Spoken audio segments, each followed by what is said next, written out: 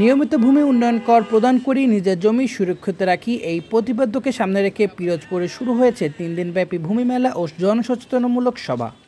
রবিবার সকাল 11টায় উপজেলা পরিষদের সামনে বেলুন ও পায়রা উড়িয়ে এ মেলার শুভ উদ্বোধন করেন পিরোজপুর জেলা প্রশাসক মোহাম্মদ আশরাফুল আলম খান। মেলার উদ্বোধন উপলক্ষে এক বর্ণাঢ্য র্যালিরও আয়োজন করা হয়। র্যালি শেষে সদর উপজেলা পরিষদের শহীদ ওমর ফারুক মিলনায়তনে এক আলোচনা সভা অনুষ্ঠিত হয়। এ সময় সভায় সভাপতিত্ব করেন সহকারী কমিশনার মামুনুর রশিদ ও প্রধান অতিথি হিসেবে বক্তব্য রাখেন জেলা প্রশাসক মোহাম্মদ আশরাফুল আলম খান।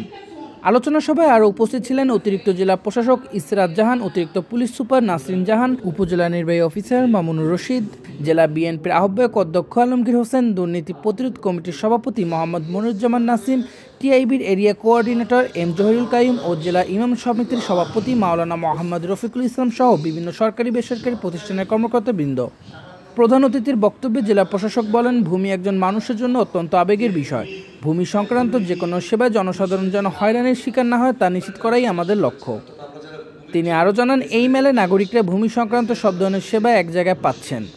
ডিজিটাল ভূমি ব্যবস্থাপনার সুবিধাসমূহ ও প্রদর্শন করা হয়েছে। প্রতিদিন সকাল 9টা থেকে বিকেল 5টা পর্যন্ত চলবে এই মেলা। আলোচনা সভায় উপস্থিত জনগণ তাদের বিভিন্ন সমস্যা ও অভিজ্ঞতা তুলে ধরেন।